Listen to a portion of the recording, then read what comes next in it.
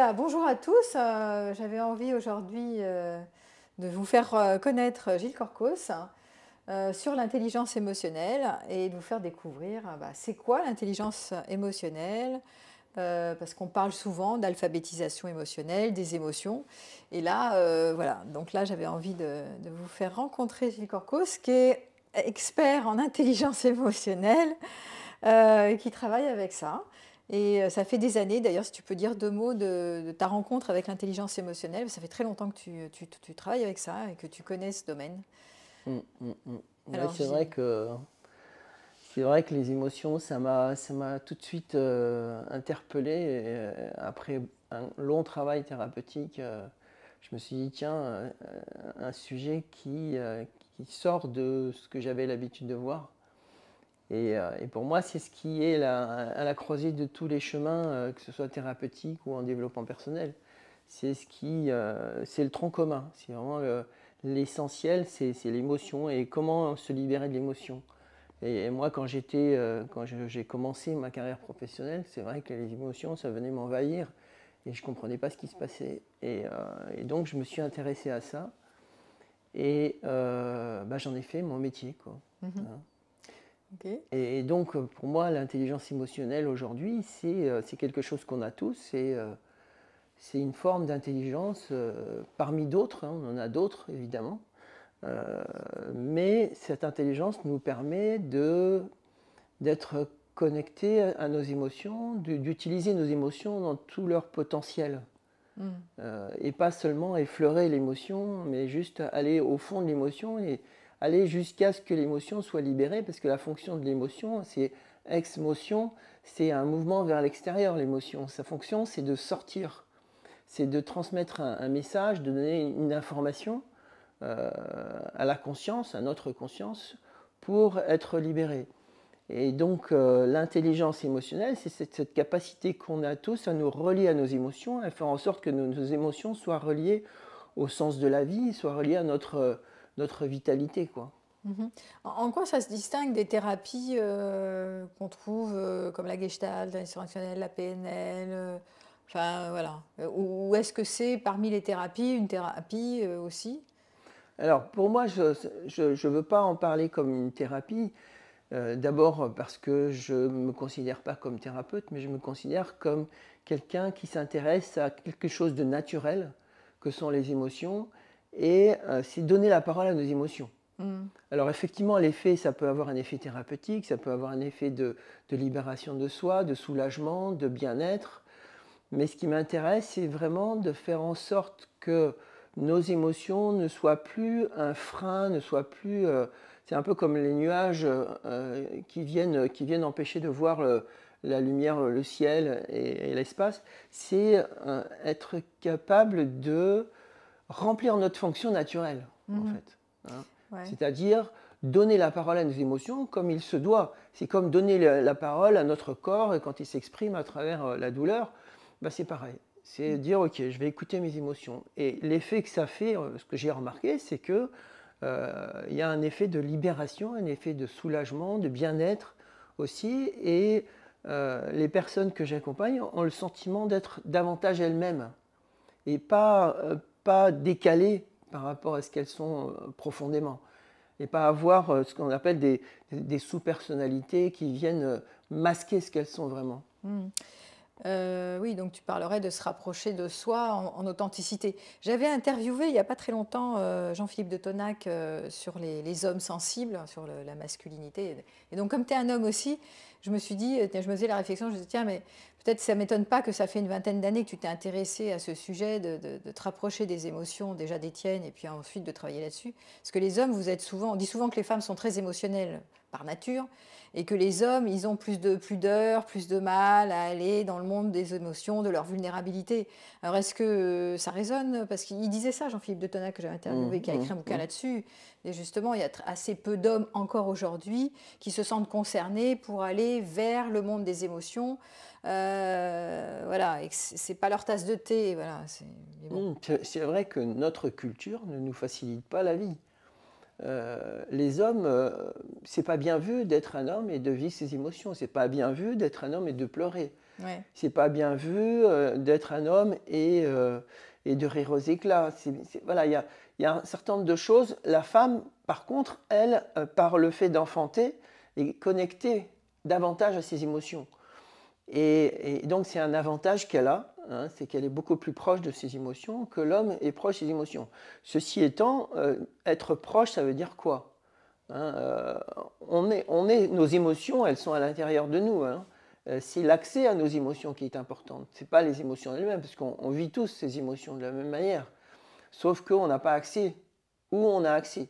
Et si notre culture nous dit, bah non, tu n'as pas le droit d'avoir des émotions, c'est comme quand on est enfant, un petit garçon, on va lui dire, ouais, mais toi, maintenant, tu es un grand garçon, tu n'as Bah pas le oui. droit de pleurer, etc., etc. Donc, qu'est-ce que fait le petit garçon? Il va se couper de lui-même. Mm. Oui, d'ailleurs, pour ceux qui se coupent de leurs émotions, puisque toi tu travailles sur l'intelligence émotionnelle, quels sont les impacts de cette coupure émotionnelle, de cette anesthésie? Ben, comme tu dis, l'impact, c'est qu'on n'est plus en lien avec ce qui est vivant chez nous. Mm. Hein, l'émotion, c'est ce qui nous rend vivants. J'aime bien l'image de la couleur, c'est voir la vie en noir et blanc ou voir la vie en couleur. C'est-à-dire que l'émotion nous donne une dimension qu'on n'a pas quand on est coupé de nos émotions. Moi, je suis ingénieur et le fait de penser me donnait beaucoup de plaisir et voilà, j'étais vraiment dans la recherche intellectuelle et tout. Et puis, au moment où je me suis intéressé à l'intelligence émotionnelle, je me suis dit, tiens, il y a autre chose qui existe et qui est vraiment riche, très intéressant. Et du coup, j'ai mis comment dire, d'énergie à me découvrir à travers mes émotions que de me découvrir à travers mes pensées. Et ça m'a enrichi, ça a donné une autre dimension, une autre voie d'exploration. Et cette voie émotionnelle m'a donné l'opportunité de vivre aussi dans mon corps, avec mes sensations. Et du coup, au fil du temps, je me suis rendu compte qu'il était important non seulement de vivre avec ses pensées, avec ses émotions, mais aussi avec son corps. Ben oui, Et l'émotion les étant entre trois. les deux. Mm. Hein, parce que l'émotion est placée entre le corps et la pensée. Ouais, ouais, corps mental, corps émotionnel, hein, on dit comme ça, corps mental, Mm. corps émotionnel et sensations. Mais bon, même s'il Exactement. n'y a pas d'étage, Mm. mais c'est vrai que c'est ce qui nous donne le charme de nous sentir vivants. Et si, Ouais. comme tu le dis si bien, je pense que si on est trop exacerbé au niveau du corps mental, ben, et assez coupé ou pas assez en rencontre avec le corps émotionnel, c'est sûr que ça va créer des déséquilibres. Donc en fait, toi, tu as réinvesti la sphère émotionnelle et Mm. sensorielle parce qu'il y avait une espèce de trop là-haut, c'est ça? De trop Et là-haut, c'est ça, exactement. Et ce qu'il y a là-haut, justement, bah, moi je suis un systémicien. Hein, c'est-à-dire que je suis passionné de systémique. Et la systémique m'a permis de voir les choses de points de vue différents et de valoriser le fait de voir les choses de points de vue différents.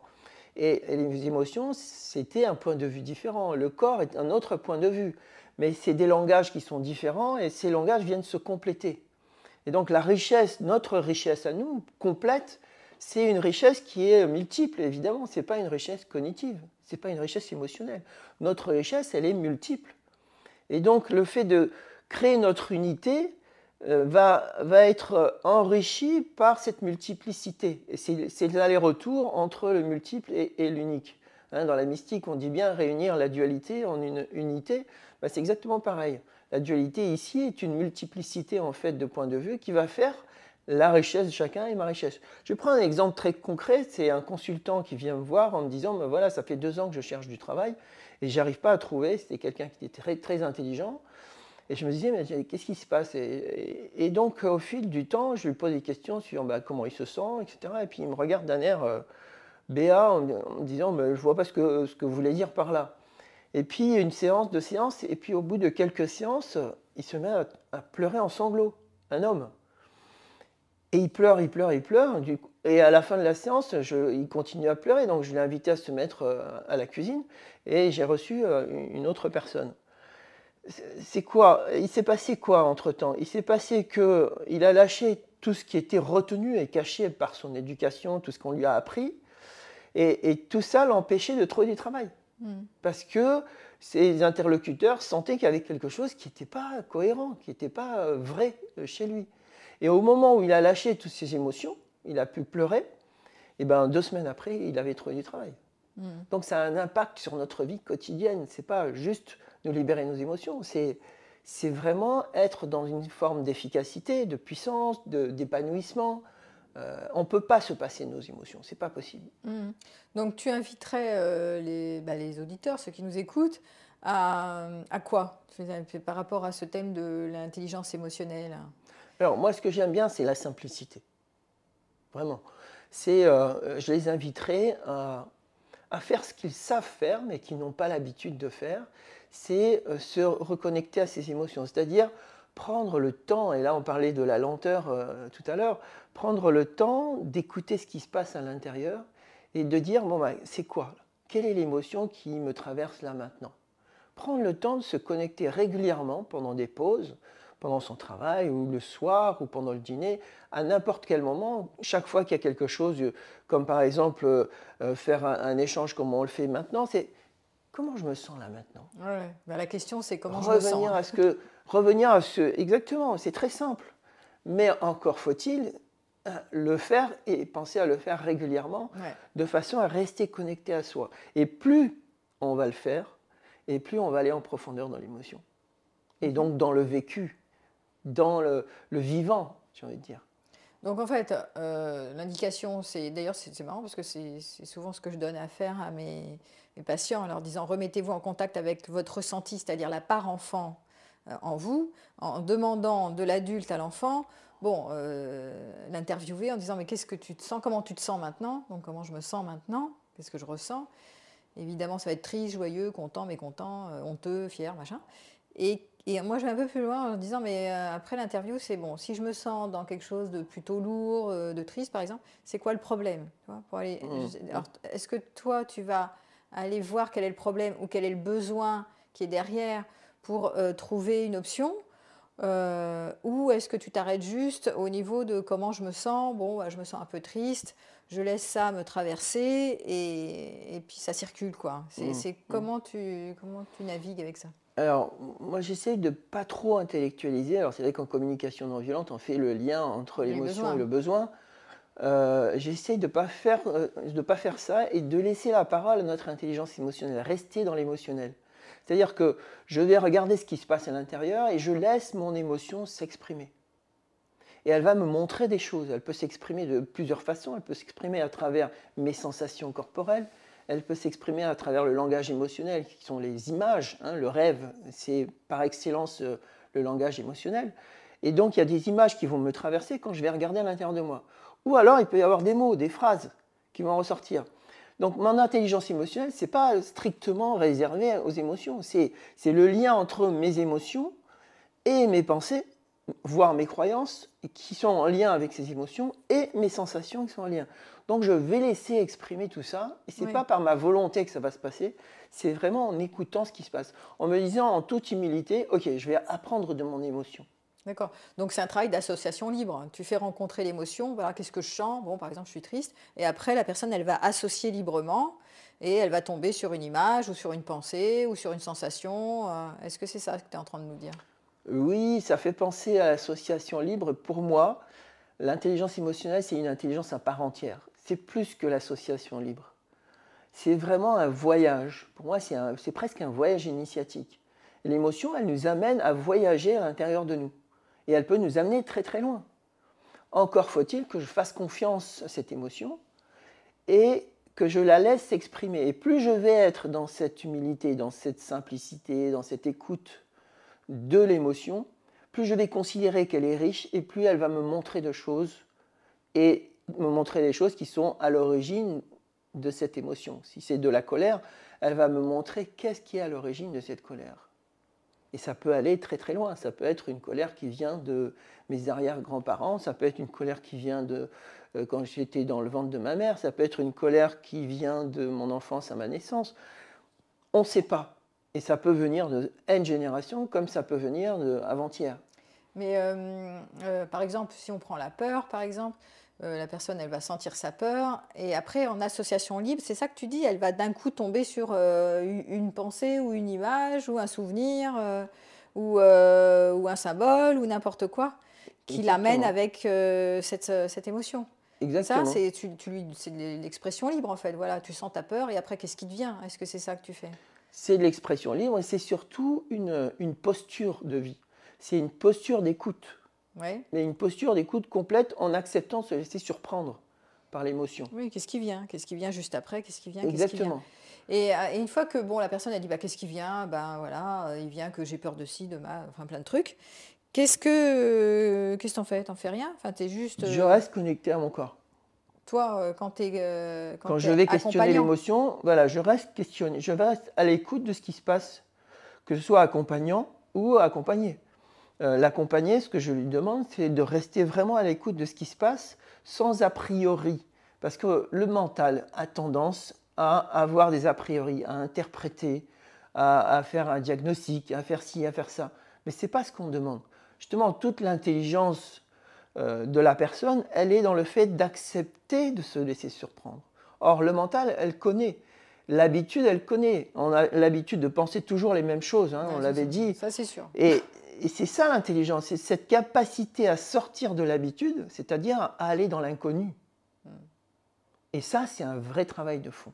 C'est comme l'écoute. L'écoute, c'est pas juste être à l'écoute, c'est toute la préparation qui fait que je peux rester à l'écoute sans interpréter ce qui va se passer. Et juste une question comme ça, parce que qui me vient, parce que par exemple, si tu mets l'écoute, quelqu'un qui a peur, et tu mets l'attention, le focus sur la peur, sens ta peur, vis la peur, va avec ça va c'est évidemment se déployer, parce que c'est là où on met notre attention que ça se déploie, n'est-ce pas? Donc ça va se déployer, et après, t'en fais quoi? Parce que ça part en... Une fois que ça devient un gros machin énorme, parce Alors, que ça se vide pas, parce que ça peut renforcer aussi l'émotion qui est là, qui peut être n'est pas nécessairement intéressante à aller s'expanser pour se... C'est comme je vois un monstre, ah oui, il y a un monstre, ah bah oui, il y a un monstre, et puis par là, j'en fais un drame, tu vois. alors l'émotion, on peut prendre l'exemple du monstre, effectivement. Quand on a un a priori, on va voir un monstre. Mais qui voit un monstre? C'est le mental. Mais si je suis débranché, si mon mental est débranché et que je reste vraiment avec mon émotion, elle va exprimer ce qu'elle a besoin d'exprimer. Et parfois, ça va être une traversée agitée. Hein, c'est comme un bateau qui traverse une mer agitée. Oui, il peut y avoir de l'agitation, il peut y avoir des choses qui vont s'amplifier, qui peuvent aller jusqu'au débordement. Mais quand il y a l'accompagnement, il y a la personne en tant qu'accompagnant, j'accompagne la personne, je suis là pour ça. Et je suis là pour l'encourager à traverser cette agitation jusqu'à ce qu'elle retrouve son calme. D'accord. D'accord, donc en fait, nous, tu sais, bon, moi j'étais formée en somatic experiencing, donc en fait l'accompagnement c'est d'aller jusqu'à l'apogée, au maximum de l'émotion, tu vois, activation qui va jusqu'au bout de l'activation, hein, l'émotion elle va avoir un début, un milieu, puis là tu vas l'accompagner pour aller jusqu'au bout, pour que ça redescende vers la désactivation en fait. Donc tu permets à ce que ça ne s'arrête pas en cours de route. C'est ça que tu fais. C'est Parce ça. que très souvent, par exemple, je suis en Exactement. colère, hop, je mets le frein, j'ai peur, oh, je vais passer à autre chose, donc hop, on évite, et du coup, ça ne règle pas le problème. Donc là, tu vas accompagner Voilà. pour que ça fasse, Voilà. que ça aille jusqu'au bout, hein, la Là où boucle, ça a besoin activation, d'aller. désactivation. Ouais.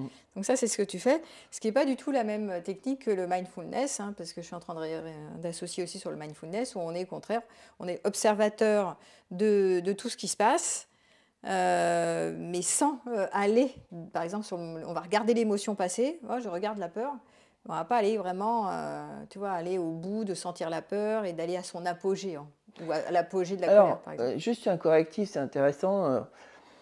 C'est pas que je vais au bout de l'émotion, moi je vais nulle part. Hein. En tant qu'écoutant de l'émotion, je vais juste observer l'émotion. Si l'émotion a besoin d'aller en haut, elle ira en haut. Moi, je permets à l'émotion d'aller où elle veut aller. Mais je fais rien, moi. Ouais. C'est pas ma volonté, c'est pas mon mental qui va décider. Là, il est de côté. Par contre, si elle veut rester en surface, si elle veut rester là, ben, elle restera là. C'est elle qui décide. C'est elle qui est intelligente. Tu vois la nuance, la différence, c'est pas... Il n'y a pas moi en tant qu'intervenant, j'interviens pas dans le processus. Oui, tu n'as pas d'intention particulière. Zéro intention. C'est toute la puissance de l'intelligence émotionnelle. Zéro intention. C'est de laisser ce qui doit se passer, se passer. Et alors, quels sont les bienfaits de ça? Quand tu accompagnes comme ça, qu'est-ce que tu observes? Quel est l'intérêt pour les personnes d'être accompagnées à l'endroit où arrive l'émotion, émerge l'émotion et que tu l'accompagnes pour qu'elle circule, quoi, en fait. Mm. Qu'est-ce que ça fait, en fait? Qu'est-ce que tu observes que ça fait? Alors, ce que je remarque, c'est qu'on a tous un stock d'émotions, Mm. d'accord, qui est engrammé, enregistré dans notre corps. On connaît très bien le lien entre le psychosomatique. Et en fait, plus j'accompagne la personne, et plus elle va libérer ce stock. Ouais. C'est un stock passé, voilà, Oui, oui. en fonction Ou de même l'histoire de maintenant, chacun, voilà. passé. Ce qui a besoin de sortir va sortir. Et c'est le système émotionnel qui va décider si ça sort à ce moment-là ou si ça sort plus tard ou si voilà. Et encore une fois, ça sort quand ça a besoin de sortir. Donc il y a vraiment une grande liberté, une large possibilité d'expression. Et après, une émotion va s'exprimer, puis une autre, puis une autre, puis une autre, puis une autre, et au fur et à mesure que le stock se libère, bah, la personne devient elle-même. D'accord. Donc en fait, c'est pour être tu as dit plus vivant aussi, Mm. et plus connecté à soi. Plus vivant, plus connecté à soi, en meilleure santé. Voilà, En plus meilleure connecté, santé, parce hein. que quand les émotions sont enregistrées dans le corps, elles empêchent le fonctionnement du corps. Oui, parce qu'on parle de refouler en général, hein. Si tu Ouais. fais un stock, On ça crée sait des bien que changements. les émotions, il faut bien qu'elles se mettent quelque part. Quand elles ne sont pas exprimées, elles sont imprimées dans le corps. Mais ouais. Donc imprimées, ça veut dire que ça gêne la circulation de l'énergie dans le corps. Oui, tu peux somatiser ou te sentir dissocié ou Maladie, anesthésié. accident, malaise, Ouais. toutes Ou ces dissociation, formes-là hein, les troubles de la sont liées dissociation, à c'est nos aussi émotions. je me coupe de mes Ou émotions. jusqu'à la dissociation, évidemment. Donc voilà, donc c'est ça que l'indication, c'est ça. Mm. Et alors l'intelligence émotionnelle, donc c'est quand tu parles de ça, c'est vraiment écouter, accompagner, et tu leur apprends ensuite à prendre le chemin tout seul, j'imagine, de comment ils font quand ils sont chez eux, parce que tu les accompagnes, ok, puis après tu leur montres le chemin, j'imagine, pour Ah, euh, une bonne question. s'auto-réguler, quoi. Alors, je ne leur montre écouter. pas le chemin parce qu'ils connaissent leur chemin. En se libérant de leurs émotions, ce qui est intéressant, c'est que je remarque qu'ils trouvent leur chemin par eux-mêmes. Donc ils répètent ça chez eux, quoi. Enfin, Exactement. Mais bon, après, moi, je peux témoigner de mon expérience. C'est vrai que bon, ça fait longtemps en arrière, hein. Moi, je suis tombée sur un homme, en fait, mon histoire par rapport aux émotions, c'est que j'étais assez verrouillée ou j'étais pudique, en fait, tu vois. Et j'avais un truc, sois fort dans la vie, il faut être forte, faut la jouer mouse costaud. Et donc ces messages, hein, fais des efforts, sois forte, fais plaisir, tout ça, c'est des messages qui empêchent d'être connecté à ses émotions, d'être authentique. Et je suis tombée sur un mec que j'ai aimé et qui m'a dit, attends, on va vivre en vérité, tu me la fais pas, là t'es triste, me fais pas genre un petit sourire, c'est pas vrai. Donc il allait tout le temps me chercher quand j'avais des émotions et que je voulais pas les montrer. Et à chaque fois, du coup, j'étais amenée à les exprimer, donc à être en contact et à les exprimer. Et du coup, j'ai appris, mais ça fait longtemps, 20 ans en arrière. Et c'est vrai que ce que tu dis, c'est que ce que j'ai observé, en tout cas sur moi, c'est que plus j'ai été amenée à les sentir et à les laisser vivre, plus ça devenait normal, quoi. Après, c'était une habitude. Naturel. Ça devenait naturel, hein. C'était plus je vois que j'ai une petite tristesse qui pointe ou j'ai une honte et je mets le couvercle dessus parce que quand même c'est pas adapté, c'est pas diplomate, on va pas m'aimer pour ça. Donc j'ai petit à petit, ça a pris peut-être un an, vraiment cessé de mettre le couvercle, mais de temps en temps, alors après c'est pas parfait, hein, de temps en temps il peut y avoir un petit côté sois fort qui fait ah oui quand même en public je vais quand même pas me lâcher, mais c'est beaucoup amoindri. Et je pense que le chemin il s'apprend en pratiquant, en cheminant, en pratiquant, en s'autorisant, parce que c'est un travail d'autorisation. Hein. Ouais. Je m'autorise les émotions qui sont dites, on les appelle négatives, mais elles ne sont pas négatives, genre tristesse, honte, colère, peur, voilà, ça c'est ce qu'on appelle négatif. Il n'y a rien de négatif puisque l'émotion est naturelle. Hein, je fais bien la différence entre le normal et le naturel. On vit dans la normalité. Ouais. Mais la normalité, c'est une prison. Ça a ses avantages parce que par rapport aux autres, on va s'habituer à vivre avec les autres pour ne pas les choquer, etc. etc. Mais on n'est plus naturel. On perd ce côté naturel qu'on a tous. Et l'idée, c'est une idée qui est quand même responsabilisante. L'idée qu'on est tous responsables de nos émotions. Ouais. Et ça, c'est waouh! Bah oui. C'est un Oui, sacré truc, c'est un c'est bien de sacré chemin. ça c'est bien de se réapproprier plutôt que de blâmer et de juger notre prochain en disant: «Ah, tu me fais me sentir triste, à cause de toi je suis en colère, tu me fais peur, tu es méchant, hein.»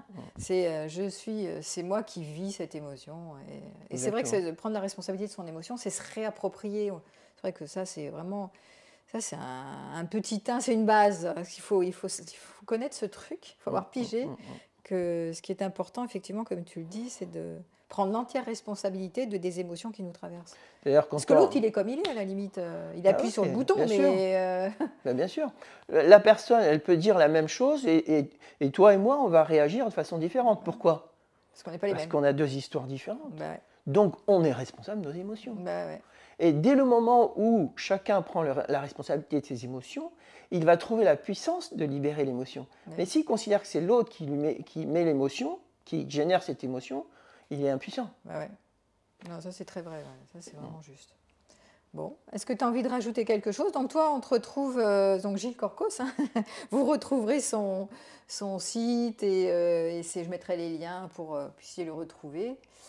Donc tu accompagnes en individuel, tu fais des groupes aussi, hein. Oui, en individuel, en Euh, groupe, je Tu fais donnes des des... conférences aussi à la Gazette Café comme moi d'ailleurs. Ouais. Et tu as une chaîne aussi, on te retrouve aussi, tu donnes J'ai une des petites chaîne, oui, vidéos. tout Voilà. à fait. Et j'aime bien accompagner en individuel, j'aime bien accompagner en groupe, j'aime bien donner des conférences, j'aime bien écrire des livres aussi. Ouais. J'ai écrit 2 livres, j'ai un 3e livre qui est en cours d'écriture. Enfin voilà, je suis un curieux de la vie et j'adore découvrir et j'essaye de sortir des sentiers battus. Et c'est pour ça que j'ai trouvé un terme après bientôt 20 ans de training en intelligence émotionnelle, le terme de émocéen. Et pour moi, un émocéen, c'est une personne qui va accompagner les autres à vivre ses émotions, à se libérer de ses émotions et à devenir elle-même. Mm, mm. Alors qu'avant, je les ai appelés coach en intelligence émotionnelle et j'ai trouvé que ce n'était pas du coaching. Ouais, ouais. Et Et tu donc, as des hommes aussi, parce que là, on parlait des femmes qui sont habituées à être dans l'émotionnalité, hein, et les hommes assez peu finalement. Est-ce que tu as des hommes, est-ce que tu as des hommes dans ton public? alors je pense que je suis un peu comme tous dans le développement personnel. J'ai plus de femmes que d'hommes, Ouais, hein, ça c'est clair. Mais j'ai quand même, en moyenne, j'ai un tiers d'hommes, ouais. quand même. Ouais. Ok. Et c'est vrai que les hommes en ont besoin hein, énormément et Bah, ils ne sont pas aidés par la société par rapport à ça. Et moi j'ai envie de redonner aussi cette impulsion aux hommes de se retrouver quoi, à travers leurs émotions et qu'ils ont le droit d'exprimer leurs émotions, ils ont le droit de pleurer. Moi je vois des films où je pleure, je ris. J'adore, je me sens vivant quand je pleure et quand je ris. Donc il n'y a pas d'émotion négative, ça c'est vraiment un préjugé, un a priori qu'on a qui nous empêche justement d'exprimer ce qu'on vit, qui nous empêche d'être connectés à nos tripes, au vivant qui est en nous. ah ouais. Ah oui, puis un dernier point que je voulais voir avec toi, parce que on avait fait un travail sur le couple, tu vois, et où il y a un système de questions que tu as mis au point, où tu inventes à chaque fois, pour qu'il y ait ce que tu appelles des régulations émotionnelles. C'est-à-dire que, bah voilà, tu vas me demander si je suis en couple avec toi, comment je me sens ce matin. Enfin, je sais pas, est-ce que tu peux en parler? Parce que je trouve que c'est assez riche pour les couples classiques d'aller mettre l'accent sur cette intimité émotionnelle plutôt que de parler que de la logistique, des enfants, de la pluie du beau temps, du week-end prochain, du projet voyage, du projet maison, etc. Enfin, c'est un plus, ça ne veut pas dire que le reste doit être évité, mais ça va donner une communication ou une connaissance, une intimité beaucoup plus puissante s'il y a ce type de questions, d'exercices qui sont posés. Tout à fait. Oui, oui, il y a parmi les pratiques, il y a beaucoup de pratiques différentes. C'est vrai que moi, je me suis formé à plein d'approches. Et l'idée, c'est dans ces pratiques, c'est d'arriver à communiquer à partir de quelque chose qu'on apprécie chez l'autre. Ouais. Et donc, c'est de commencer toujours, bah, qu'est-ce que tu aimes chez moi, quoi. C'est vraiment... Protocole de gratitude, ça. surtout avant que ça devienne difficile, c'est prendre l'habitude d'apprécier chez l'autre. Parce qu'on sait très bien que par réflexe, on a tendance toujours à voir les choses qui sont dites négatives, les difficultés, alors qu'en fait, on a besoin aujourd'hui en particulier, avec tout ce qu'on traverse, On a besoin de voir d'abord ce qui est agréable pour nous et donc de reconnaître ce qu'on apprécie dans le couple chez l'autre. Et ensuite, dans un deuxième temps, explorer ce qui est difficile. Ouais. Mais toujours garder l'habitude de se souvenir, de se réappeler, de se rappeler à nouveau qu'on aime l'autre, qu'on apprécie l'autre et qu'est-ce qu'on apprécie chez l'autre et de valoriser ça. Ouais, ouais. Et Puis ça, c'est énormément aidant. Et dans beaucoup de pratiques qu'on fait au-delà du couple, hein, même dans les exercices en binôme que je fais dans les trainings, on fait beaucoup de travail comme ça parce que je me suis rendu compte au fil des années qu'en travaillant sur le désir, par exemple, en travaillant sur le plaisir, en travaillant sur l'amour, on allait beaucoup plus loin dans sa peur que si on va directement chercher la peur. Et donc, dans la relation de couple, c'est pareil. Et en plus, en le faisant presque quotidiennement, ben ça rafraîchit, quoi. Ça remet toujours du neuf parce qu'il y a toujours quelque chose qui n'a pas été dit ou découvert. Puis à chaque jour, il se passe autre chose. Donc, je trouvais ça vraiment amener de la profondeur, de la fraîcheur. Tu vois, à chaque fois, voilà, ça amène de l'intimité, ce que j'avais développé dans la thématique de l'intimité, qui est je me dévoile, je me dévoile, tu te dévoiles. Et à partir de cet endroit-là, nos deux enfants sont complices parce que dans le monde des émotions, c'est la part enfant. Hein. Donc tes émotions dans ton enfant intérieur sont dévoilées, les miennes aussi, et on peut faire l'alliance, si tu veux, à partir de cet endroit qui va augmenter l'intimité. Donc c'est pour ça que je trouve que ces pratiques régulières, vraiment presque quotidiennes, quoi, et c'est du temps. Alors évidemment, c'est un peu chronophage, mais c'est tellement chouette, enfin, je trouve, de passer du temps aussi à ça.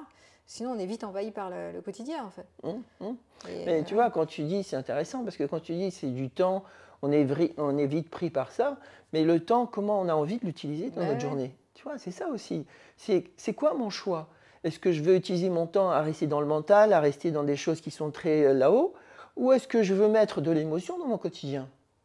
Et ces pratiques nous permettent justement de rendre quotidien cet accès à notre intelligence émotionnelle. Dans les pratiques que je fais, on fait des exercices en groupe, on fait des exercices entre nous, mais on fait aussi des exercices à l'extérieur, avec les autres, parce que c'est bien de le faire dans le cadre protégé, mais de voir comment ça se passe avec les autres. Et donc, on va dans la rue, on voit et on trouve des moyens d'exprimer, de vivre, et qu'est-ce qui se passe de différent à l'extérieur et que ce qui se passe à l'intérieur. Ça, c'est encore plus riche. Ouais. Après, il y a des partenaires. J'avais essayé quand même de brancher certains partenaires amoureux. Ça les branche, tu vois. On va pas faire ça. On va partir faire du ski. Tu vois, ça peut ceux qui connaissent pas et qui ne voient pas l'intérêt de ça, ils n'ont pas envie de passer du temps là-dessus, tu vois. Ils se disent ouais, c'est lourd, encore parler de santé, ça, il peut y avoir des freins. C'est dommage, je trouve, parce que ça donne une telle coloration. C'est nos émotions, on parle de nous, quoi. On parle du plus profond de nous, en fait. On ne parle pas en surface. Mais il y a beaucoup de personnes qui ne connaissent pas, qui vont freiner, qui vont trouver ça, bon, on fera ça quand on a le temps. Ouais, et je dirais même, c'est même pas des personnes qui ne connaissent pas, c'est des personnes qui savent très bien où on va, mais qui ne veulent pas y aller. Ouais, peut-être, ça freine. Qui veulent rester dans le mental parce qu'elles connaissent très bien ça et elles veulent répéter ce qu'elles connaissent. Ou dans l'action, dans une action au sens on va faire un truc légitime. Ouais. Elles veulent rester dans ce qu'elles connaissent. Et on a tous tendance à faire ça. Ouais. C'est normal. Mais le travail de l'intelligence émotionnelle, c'est d'être dans le naturel. Ce n'est pas être dans le normal. C'est de sortir de la normalité pour aller dans notre nature profonde. Et c'est ça tout le travail de l'intelligence émotionnelle. Donc, à connaître, à exploiter, à rencontrer et à en voir les bienfaits. Eh ben, merci Gilles pour ton développement. Et puis, merci Véronique. Et puis bonne journée à vous.